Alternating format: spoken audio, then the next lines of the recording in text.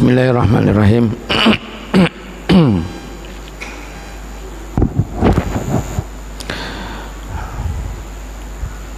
Alhamdulillahi rabbil alamin, wal aqibatu lil muttaqin, wala udwana illa 'alal zalimin. Asyhadu an la ilaha illallah wahdahu la syarika lah, ilahul awwalin wal akhirin, wa asyhadu anna Muhammadan 'abduhu wa rasuluh. Salawatu rabbi wa salamuhu alaihi wa sallama tasliman katsira, amma ba'd. Ikhwani fid din wa akhwati fillah, kaum muslimin wal muslimat, jamaah rahimani wa rahimakumullah. Alhamdulillah, pada malam hari ini kita kembali melanjutkan dari kajian rutin kita membaca dari kitab Qurratu Uyunil Muwahhidin fi tahqiqi da'wati al-anbiya'i wal mursalin, karya dari Syekh Abdurrahman bin Hasan bin Muhammad bin Abdul Wahhab rahimahullahu ta'ala. Baik, kita masih menjelaskan tentang babu al-khawfi minasyirk, bab tentang kewajiban takut dari kesyirikan. Telah kita sebutkan ayat-ayat Al-Quran, demikian pula hadis Rasulullah sallallahu alaihi wa alihi wasallam yang berkaitan dengan bab ini. Dan kita akan baca hadis yang terakhir dalam bab ini. Taib, kata Syekh rahimahullahu taala, qauluhu wali muslimin an Jabirin radhiyallahu ta'ala anhu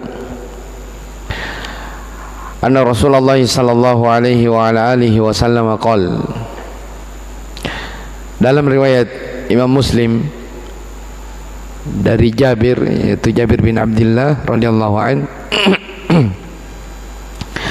beliau berkata bahwasanya Rasulullah sallallahu alaihi wa ala alihi wasallam bersabda, man laqiya Allah la yusyriku bihi syai'an dakhala al-jannah, wa man laqiyahu yusyriku bihi syai'an dakhala an-nar. Kata Nabi sallallahu alaihi wasallam, siapa yang berjumpa dengan Allah dalam keadaan dia tidak melakukan kesyirikan sedikit pun, maka pasti dia masuk ke dalam surga. Akan tetapi siapa yang berjumpa dengan Allah subhanahu wa ta'ala dalam keadaan dia melakukan kesyirikan, dakhalan nar, maka dia pun masuk ke dalam neraka. Taib. Di dalam hadis ini, jamaah sekalian rahimani wa rahimakumullah, hubungan hadis ini dengan bab jelas. Iya. Kenapa kita diwajibkan takut terhadap kesyirikan? Ya, mengkhawatirkan diri dalam kehidupan ini terhadap noda-noda kesyirikan tersebut, karena kesyirikan ini adalah kunci utama masuk atau tidaknya seseorang ke dalam surga. Ya, ini syarat utama. Siapa yang berjumpa dengan Allah itu meninggal dalam keadaan tidak melakukan kesyirikan, pasti masuk surga. Ya, tapi siapa yang berjumpa dengan Allah dalam keadaan berbuat syirik, maka pasti masuk neraka. Maka sisi pendalilan penulis jelas. Ya, babu al-khawfu minasyirk, bab takut terhadap kesyirikan, yaitu ya karena kesyirikan ya kunci penentu masuk tidaknya seseorang ke dalam surga. Kesyirikan adalah kunci penentu selamat tidaknya seseorang dari api neraka. Taib. Faqauluhu man laqiya Allah la yusyriku bihi syai'an, hadha huwa al-ikhlas kama taqaddam. Dalam sabda Nabi sallallahu alaihi wasallam, siapa berjumpa dengan Allah dalam keadaan tidak melakukan kesyirikan, maka inilah keikhlasan. Ya, muwahhid, orang yang bertauhid, dan yang sudah lewat. Wa qawluhu wa man laqiyahu yusyriku bihi syai'an dakhala an-nar. Siapa yang berjumpa dengan Allah dalam keadaan melakukan kesyirikan, maka dia masuk ke dalam neraka. Ya, hadza huwa syirk, kata beliau, inilah kesyirikan. Faman laqiyallaha bisyirki dakhala an-nar qalla aw kathur. Ya, maka siapa yang berjumpa dengan Allah, yaitu meninggal dalam keadaan berbuat syirik, maka dia masuk ke dalam neraka, apakah perbuatan syiriknya itu kecil ataupun banyak. Ya, kecil ataupun banyak. Baik. Qala rahimahullah, amma syirkul akbar fala amila ma'ahu wa yujibu al-khuluda fin nar kama taqaddama fi ma'na al-ayat. Adapun syirik akbar, maka tidak ada amalan yang bermanfaat bersamanya. Itu makna fala amila ma'ahu, tidak ada amalan yang bermanfaat bersamanya.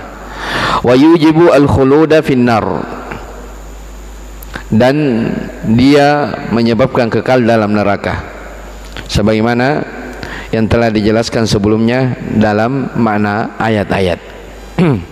Baik. Wa amal asghar, adapun syirik kecil, kayak sirir riya, seperti riya yang sedikit. Ya, orang beramal, orang salat karena mau dipuji, dia bisa lawan, itu riya yang muncul.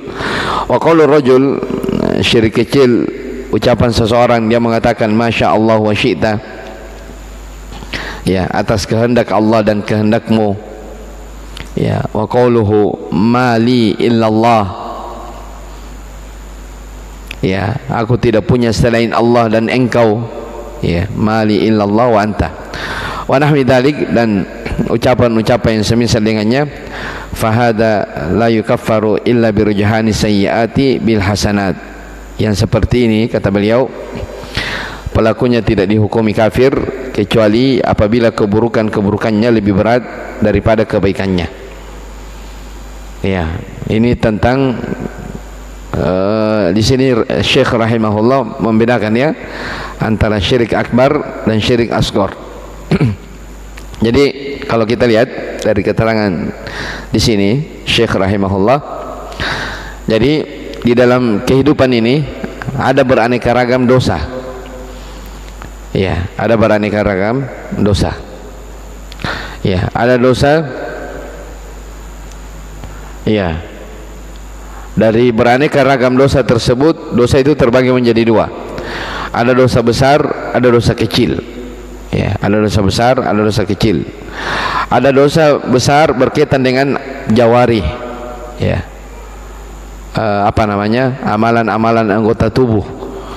Ya, contoh misalnya mencuri, minum khamar, zina, merampok dan semisalnya, itu dosa besar berkaitan dengan jawari, anggota tubuh. Ada dosa besar yang berkaitan dengan amalan hati, seperti takabur, kesombongan, ujub, apa namanya, al-kibr, dan yang lainnya dari penyakit-penyakit hati. Taib.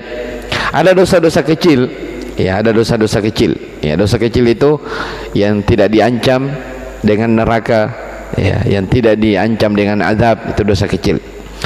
Dari sekian banyak dosa-dosa di dalam hidup ini, ya, para ulama membagi dosa menjadi dua. Ada dosa besar dan ada dosa kecil. Ya, ada dosa besar, ada dosa kecil. Dosa kecil, ya, yang disebut dalam Al-Quran sebagai al-lamam, ya, dosa yang susah seorang terhindar. Ya, dosa memandang, ya, pikiran, ya, dan yang lain-lainnya. Dosa-dosa kecil ini dia bisa terhapuskan, ya, dengan amalan soleh. Ya, dengan amalan soleh. Innal hasanati yudhibna sayyiat. Sesungguhnya, ya, kebaikan-kebaikan, amalan-amalan soleh itu menggugurkan dosa-dosa. Dosa-dosa apa yang digugurkan? Dosa kecil. Ya. Man shoma ramadhana imanan wa ihtisaban ghufira lahu ma taqaddama min dhanbi. Siapa yang berpuasa di bulan Ramadan karena keimanan dan mengharapkan pahala, diampuni dosa-dosa yang telah lalu. Dosa apa yang diampuni? Dosa kecil. As-salawatul khams wal jumu'atu ila al-jumu'ah wa ramadan ila ramadan. Salat 5 waktu. Ya. Antara salat, ya, 5 waktu. Jumat ke Jumat berikutnya, Ramadan ke Ramadan berikutnya, itu semua mukaffirat, penggugur dosa. Majutuni batil kabair, selama menjauhi dosa-dosa besar, gugur. Ya, inilah ikhwani fiddin, pentingnya kita menjaga apa? Amalan. Ya, supaya ketika seorang jaga amalannya, ya, dia jaga kebiasaan amalan solehnya, waktu sholat dia sholat, waktu ibadah dia ibadah, dia jaga itu, dia continue itu, maka ketika seorang melakukan dosa kecil, diantaranya dosa-dosa kecil itu terhapuskan karena dia beramal saleh. Taib, ini dosa kecil. Adapun dosa besar, ya ini yang kedua ya. Adapun dosa besar, maka dia tidak akan diampuni kecuali dengan taubat. Kecuali dengan taubat. Taib, dosa besar ada dua. Ini yang saya mau terangkan. Dosa besar ada dua. Ada dosa besar yang ketika seseorang meninggal dalam keadaan dia tidak bertaubat, maka dia dipastikan kekal di dalam neraka, tidak akan pernah keluar selama-lamanya. Itulah dosa kesyirikan yang kita sedang bahas ini. Ya, dosa kesyirikan. Ada dosa besar yang ketika seseorang meninggal dalam keadaan dia tidak bertaubat, ketika meninggal, nah ini sudah kita jelaskan juga, maka hukumnya dia tahtal masyiah, di bawah kehendak Allah.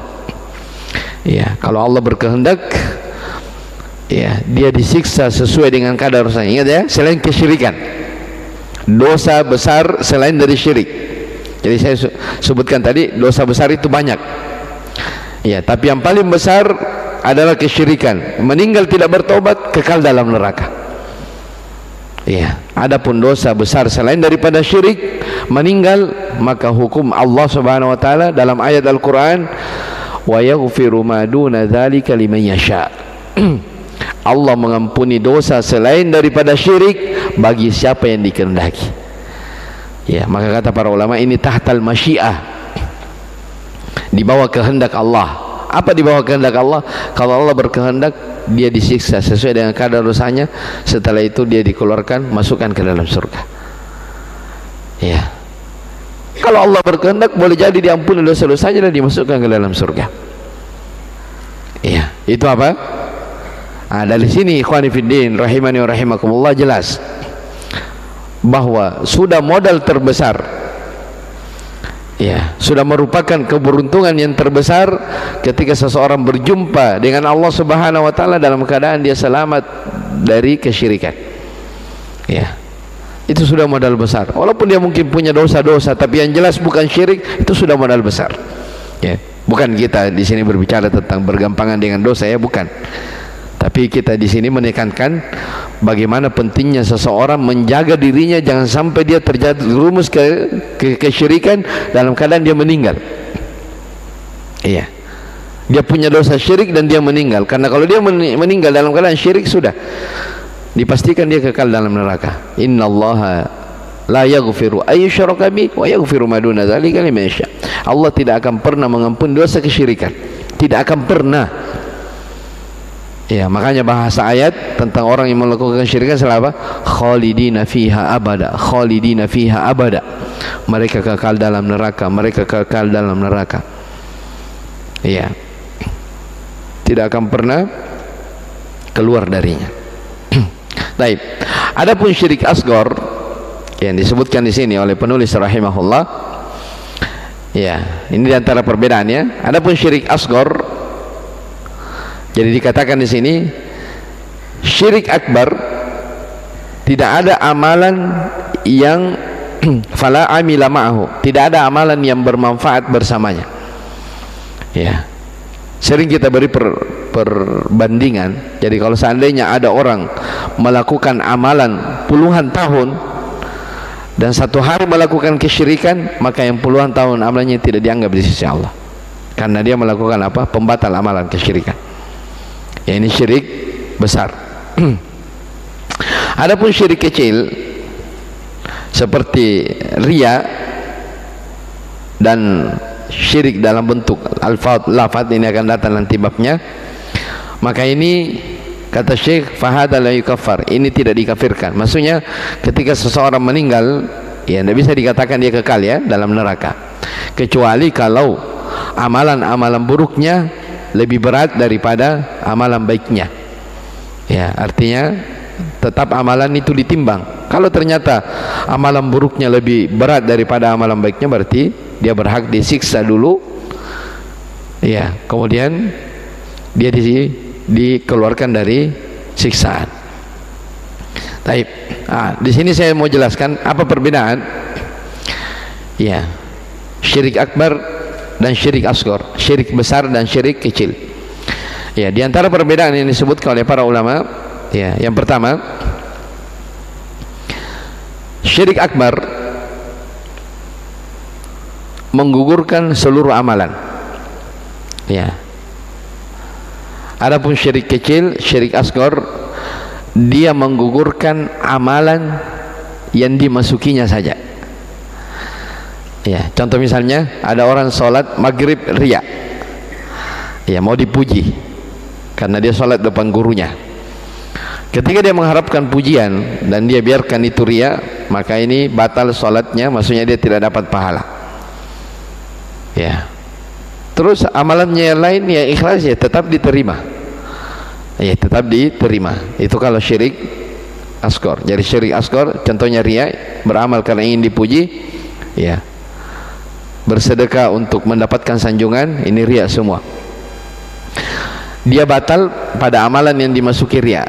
Ya, itu bedanya ya. Pertama, saya ulangi, syirik besar, syirikul akbar menggugurkan seluruh amalan. Syirik kecil menggugurkan amalan yang dimasukinya. Perbedaan yang kedua, ya, kalau syirik besar mengeluarkan pelakunya dari keislaman, berarti dia kafir. Ya, mukhrijun minal millah, keluar dari agama. Sedangkan syirik kecil, ya, dia tidak mengeluarkan pelakunya dari agama.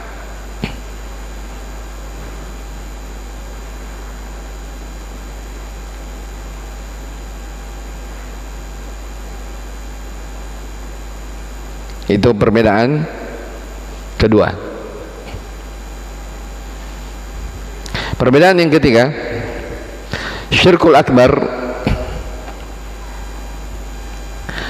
menyebabkan pelakunya kekal di dalam neraka. Sedangkan syirkul asghar dilihat dari dosa-dosa dan amalannya. Ya, dilihat dari dosa-dosa dan amalannya. Sebagaimana disebutkan Syekh di sini. Makanya kata beliau di sini, ya, syirik asghar tidak dikafirkan kecuali kalau dosa-dosanya lebih berat daripada kebaikannya. Nah, itu baru dikatakan dia disiksa, kemudian dikeluarkan dari siksaan. Yaitu tiga perbedaan pokok bedanya antara syirik akbar dan syirik asghar. Apa yang pertama tadi? Syirik akbar, siapa yang bisa ulang? Taib, menghapuskan seluruh amalan. Adapun syirik asghar, dia amalan yang dimasukinya. Yang kedua, syirik akbar mengeluarkan pelakunya dari keislaman, kafir. Syirik asghar tidak sampai mengeluarkan pelakunya dari keislaman. Tapi ini ada khilaf ya. Tapi yang ketiga, syirik akbar membuat kekal di dalam neraka. Sedangkan asghar dia tergantung amalan baik dan buruknya seseorang. Itu tiga perbedaan pokok, walaupun ada ya yang lain, tapi itu tiga perbedaan pokok, ya, apa namanya, antara syirik akbar dan syirik asghar. Ya, ada ulama yang menyebutkan di antara perbedaannya juga, ya, pelaku syirik akbar, ya, halal darahnya, ya, karena dia kafir, keluar dari Islam, murtad, ya, keluar dari Islam, berarti halal darahnya. Tapi ini mengikut tadi kepada konsekuensi dari mukhrijun minal millah, keluar dari agama. Orang yang keluar dari agama, kata Nabi SAW, man baddala dinahu faqtuluh, siapa yang mengganti agamanya, murtad, maka bunuhlah. Itu konsekuensi dari orang yang musyrik, yang keluar murtad dari agamanya, hukumnya dibunuh. Makanya saya bilang itu tiga perbedaan pokok, adapun yang lainnya hanya mengikut. Wallahu a'lam. Dengan ini selesai. Berikutnya kata Syekh Abdurrahman rahimahullah, qala ba'dul ulama iktasara ala nafi syirki listid'aihi at-tauhid bil iktida' wa istid'aihi itsbatur risalati bil luzum id man kadzdzaba rusulallahi faqad kadzdzaba Allah wa man kadzdzaba Allah fahuwa musyrikun fal muradu man mata hala kaunihi mu'minan bi jami'i ma yajibul imanu bihi ijmalan fil ijmali wa tafsilan fit tafsil. Intaha. Kata Syekh rahimahullah, sebagian ulama ada yang berkata penyebutan cukup dengan penafian syirik saja, ya, jadi iktasara ala nafi syirk, penyebutan cukup dengan penafian syirik saja, karena penafian itu sudah mengandung penetapan tauhid, ya, secara luzum, secara pasti. Id man kadzdzaba Rasulullah faqad kadzdzaba Allah.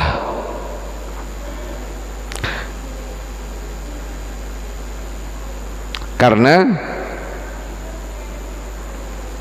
siapa yang mendustakan para rasul, ya, para rasul Allah, berarti dia mendustakan Allah. Dan siapa yang mendustakan Allah Subhanahu wa taala, berarti dia adalah orang musyrik.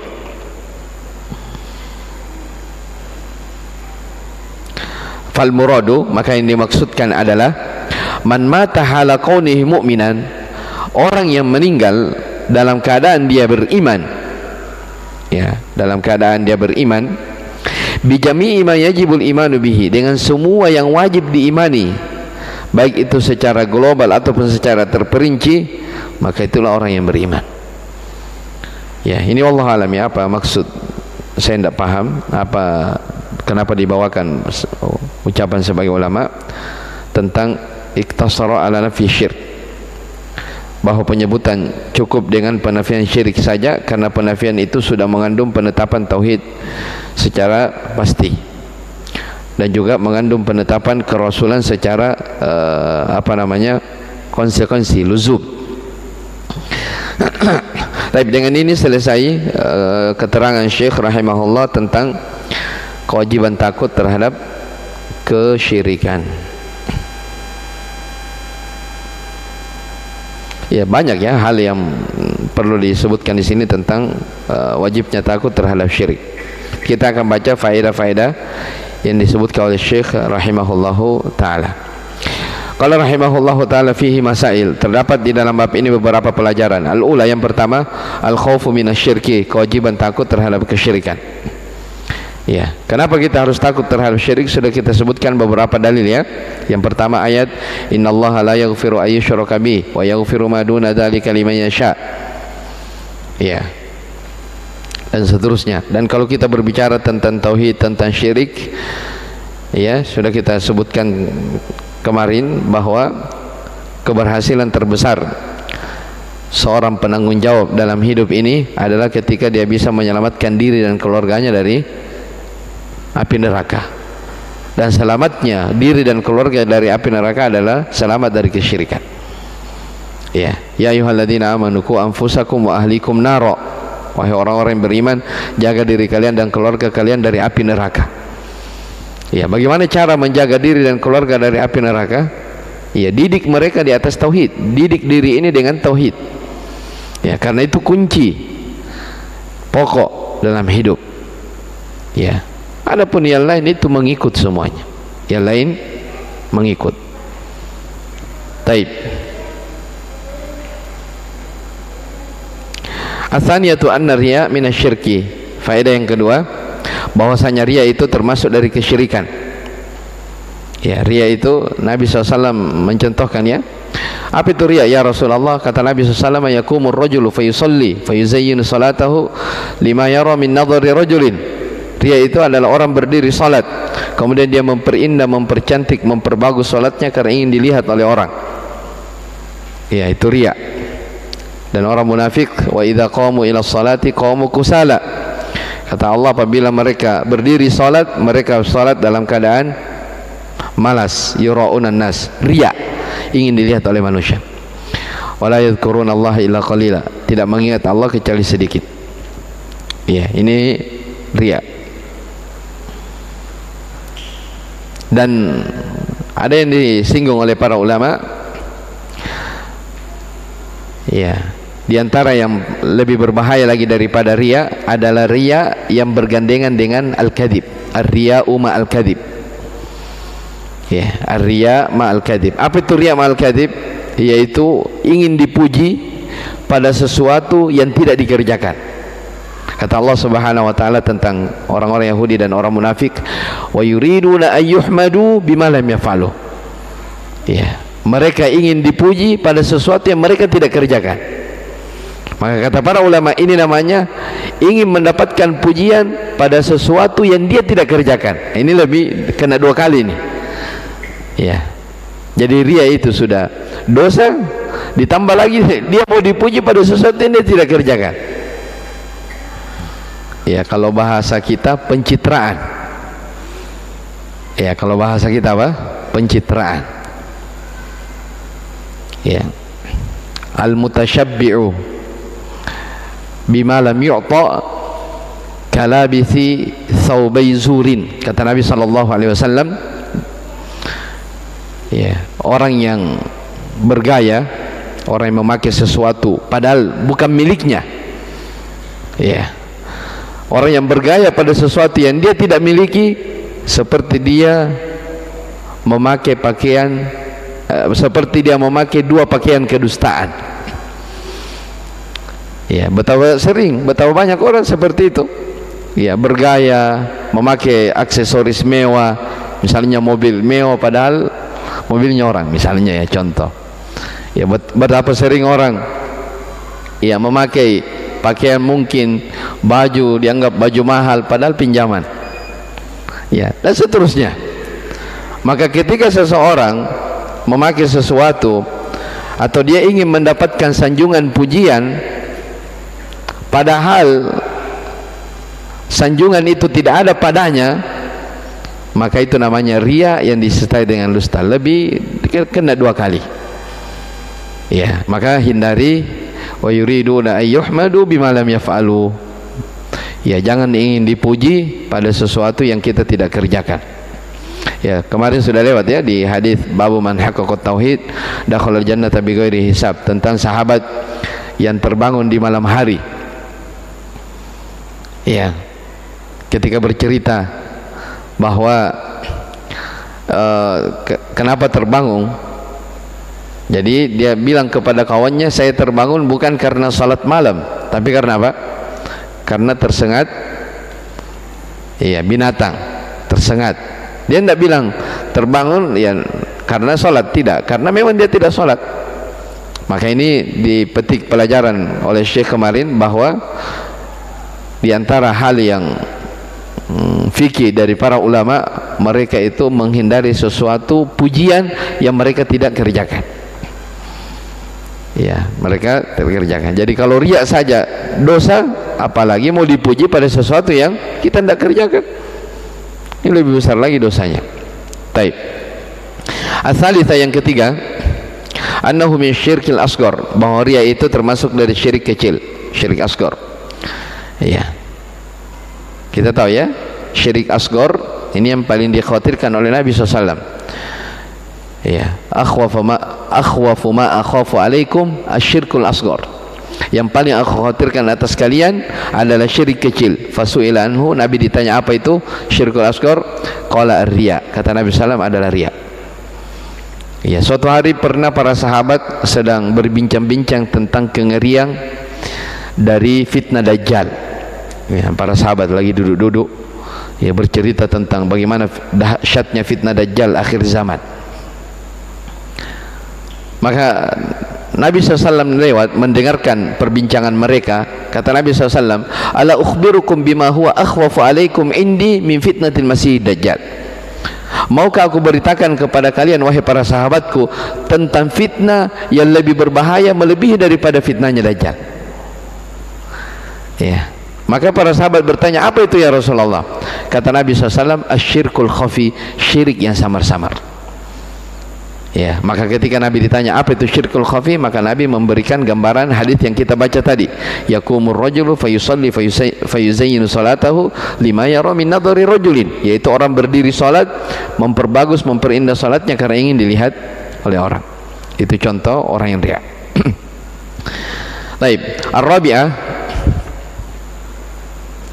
Baik, sebelum lanjut yang keempat, dari sini juga ikhwani fiddin rahimani wa rahimakumullah, terdapat pelajaran tentang keutamaan beramal dalam keadaan tidak dilihat oleh orang.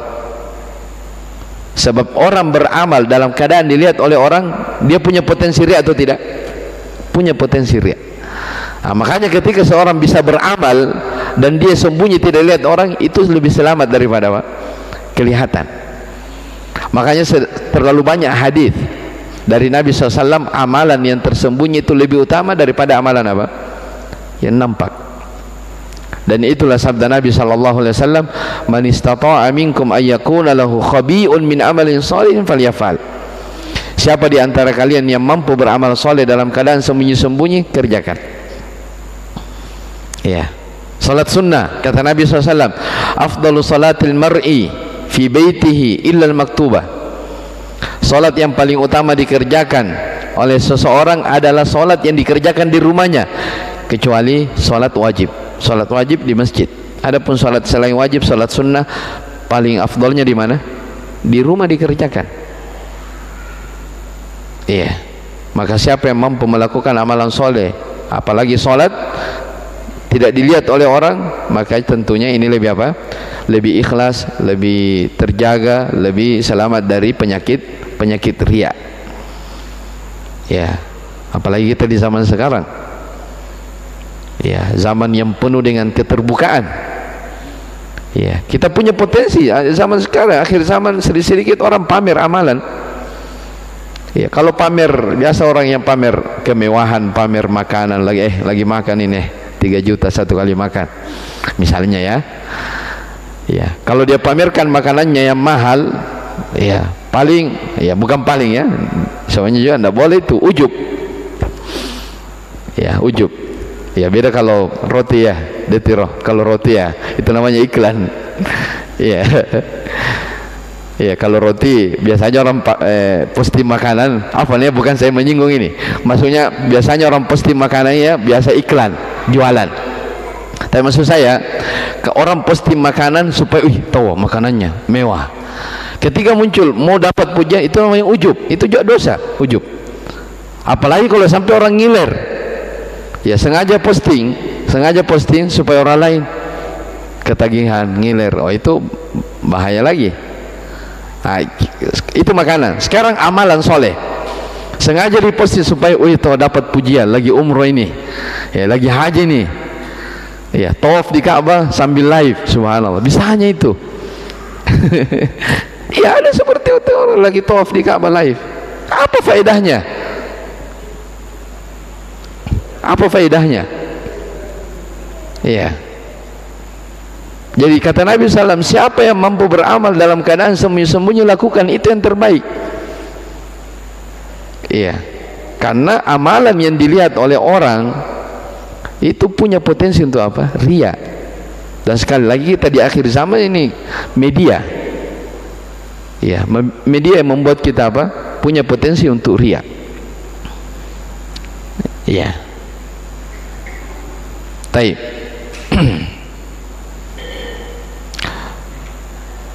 Kemudian berikutnya dari faedah ar-rabi'ah yang keempat, annahu akhwafu ma yakhafu minhu 'ala shalihin. Bahwasanya riya ini adalah sesuatu yang sangat dikhawatirkan oleh orang-orang soleh. Orang soleh maksudnya di sini para sahabat. Dan ini yang disebutkan kemarin dalam hadis, akhwafu ma akhafu 'alaikum asyirkul asghar.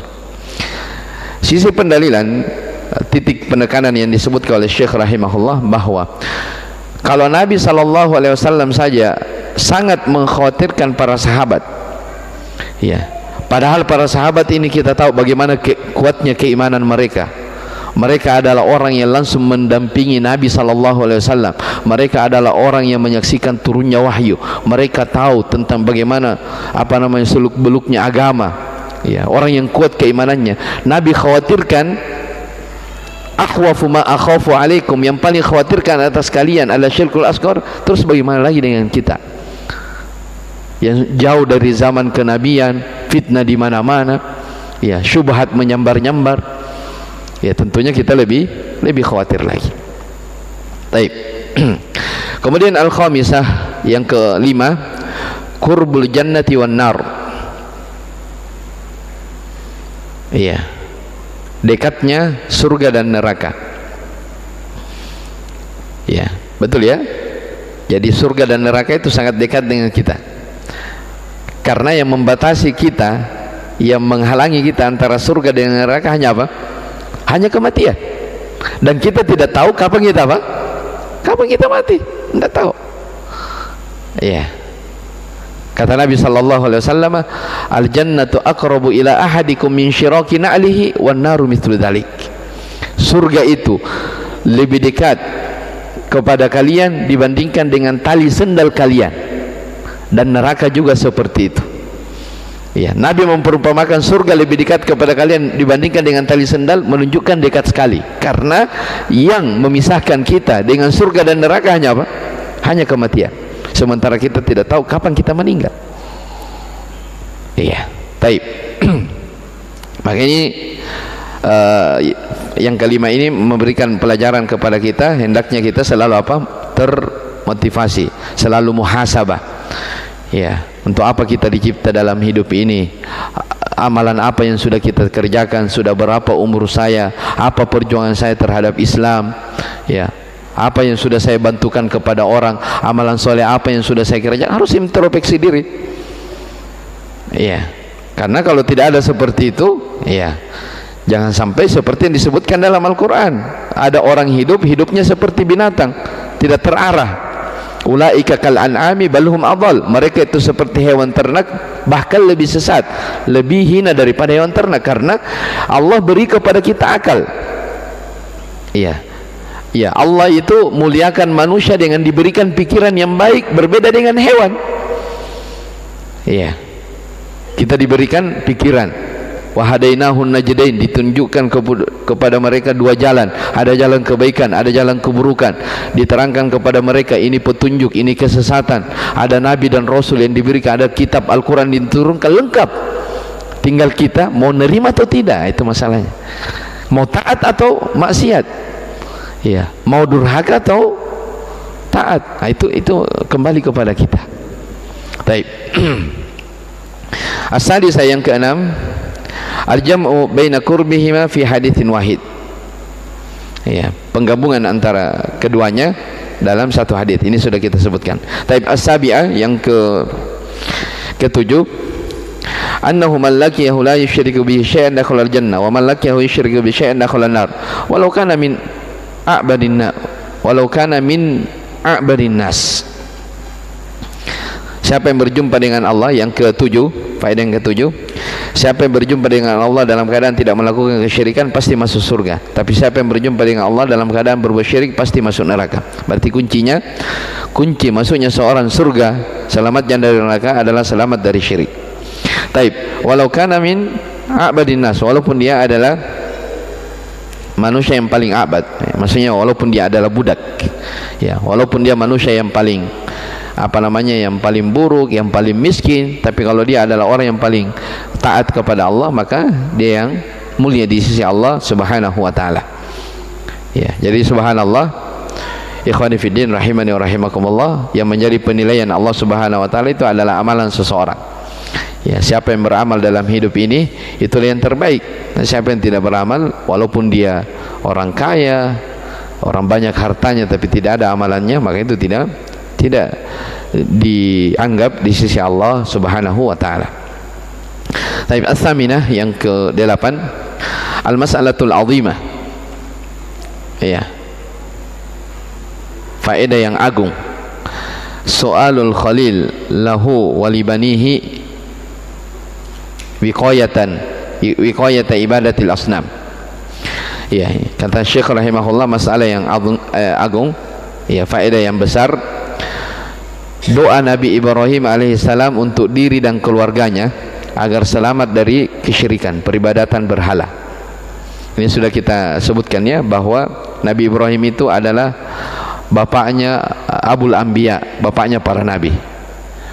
Nabi Ibrahim itu mendapatkan gelar Khalilur Rahman, kekasih Allah Subhanahu wa taala. Nabi Ibrahim itu yang menghancurkan patung-patung. Ya, beliau berdakwah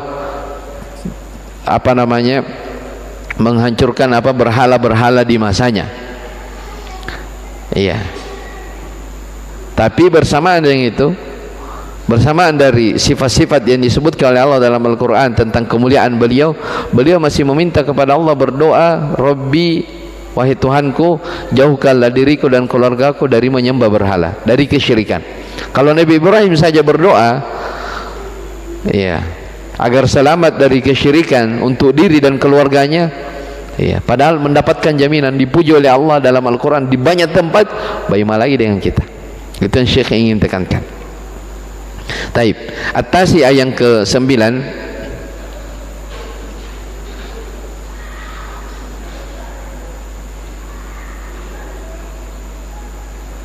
i'tibaruhu bihalil akthar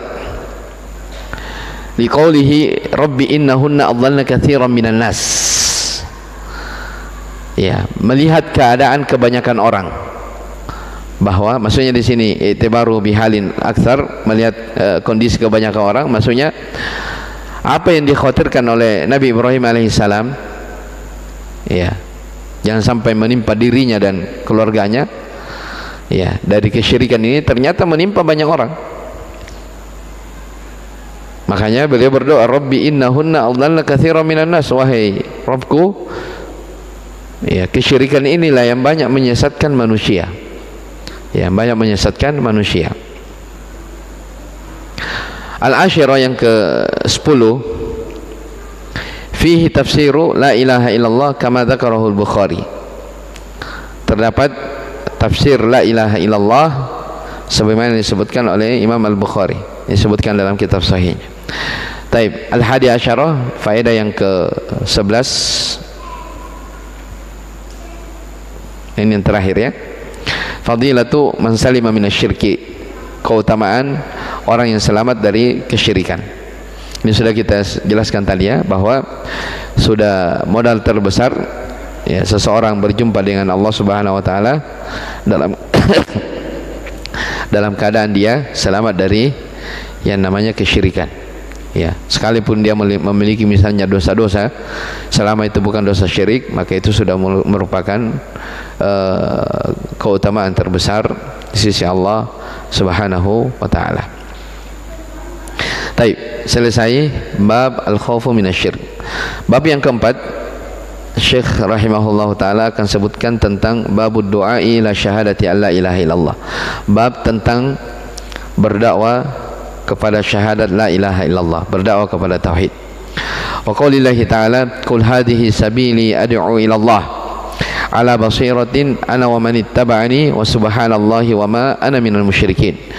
Dan firman Allah Subhanahu wa taala, qul, katakanlah Muhammad, hadhihi sabili, inilah jalanku, ad'u ila Allah, saya menyeru kepada Allah, ala basiratin, di atas petunjuk, ana, saya, wa man ittaba'ani, dan orang-orang yang mengikutiku, wa subhanallahi wa ma ana minal musyrikin, dan maha suci Allah, ya, saya tidak termasuk dari orang-orang musyrikin, orang yang berbuat kesyirikan. Ani bin Abbas radhiyallahu anhuma, dari Abdullah bin Abbas, semoga Allah meridhai keduanya, anna Rasulullah sallallahu alaihi wasallam lamma ba'atha Mu'adzan ila al-Yaman, bahwasanya Rasulullah sallallahu alaihi wasallam tatkala mengutus Mu'adz ke Yaman, qala lahu, Nabi bersabda kepadanya, kepada Mu'adz, innaka ta'ti qauman min ahlil kitab, sesungguhnya engkau akan mendatangi sekelompok manusia dari ahlul kitab. Ya, ahlul kitab ini maksudnya Yahudi dan Nasara di Yaman ya. Falyakun awwala ma tad'uuhum ilaihi syahadatu alla ilaha illallah, maka hendaknya hal yang paling pertama yang kamu suruh kepadanya adalah syahadatu alla ilaha illallah, tauhid. Wa fi riwayatin, dalam riwayat lain, ila ayyuhidullah, ajak mereka untuk mentauhidkan Allah. Fa inhum ata'uka lidzalik, ya, jadi Mu'adz diutus ke Yaman atas perintah Rasulullah sallallahu alaihi wasallam. Ya, ini syariat dakwah ya. Kemudian kata Nabi sallallahu alaihi wasallam kepada Mu'adz, kamu akan mendatangi ahlul kitab. Maka yang pertama kamu dakwahi mereka adalah la ilaha illallah, tauhid. Ini menunjukkan bahwa tauhid awal wajibin, kewajiban yang paling pertama. Fa inhum ata'uka lidzalik, kalau mereka mentaati engkau di atas hal itu, maksudnya kalau mereka sudah bertauhid, sudah masuk ke dalam Islam, fa'alimhum anna Allah aftarada alaihim khamsa salawatin, maka ajari mereka ya, bahwa beritahu kepada mereka bahwa Allah Subhanahu wa taala mewajibkan atas mereka salat 5 waktu. Ini salat. Jadi salat itu urutan kedua. Fi kulli yaumin wa lailah, di sehari semalam. Fa innahum ata'uka lidzalik, kalau mereka sudah taati itu ya. Fa'alimhum anna Allah aftarada alaihim shadaqatan. Ya, maka ajari mereka bahwa Allah wajibkan atas mereka sedekah. Ya, maksudnya bayar zakat. Tu'khadhu min aghniyaihim, yang diambil dari orang kaya mereka, fataraddu ala fuqaraihim, dan diberikan kepada orang miskin mereka. Ini tentang kewajiban zakat. Fa inhum ata'uka lidzalik, kalau mereka sudah taat itu ya, mentaatimu, kalau mereka sudah mentaatimu dalam perkara tersebut, fa iyyaka wa karaima amwalihim, maka hati-hati engkau dari harta mereka. Ya, maksudnya jangan zalimi mereka. Wattaqi da'watal madlum, hati-hatilah engkau dari doanya orang yang terzalimi. Fa innahu laysa bainaha wa bainallahi hijab, karena tidak ada penghalang antara mereka dengan Allah Subhanahu wa taala. Taib. Asyahid min hadzal hadis, yang menjadi titik pendalilan sini dari hadis Ibnu Abbas ini, ya, ketika Nabi sallallahu alaihi wasallam menyuruh berdakwah Mu'adz bin Jabal ke Yaman, ternyata yang paling beliau tekankan pertama kali adalah ud'uuhum ila syahadati alla ilaha illallah, ajak mereka untuk berla ilaha illallah. Dalam riwayat lain dikatakan ajak mereka untuk bertauhid.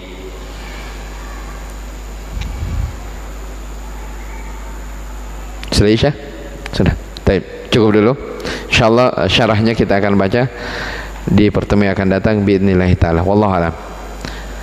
Subhanakallah bihamdik, asyhadu an la ilaha illa anta, astaghfiruka wa atubu ilaik. Walhamdulillahirabbil alamin.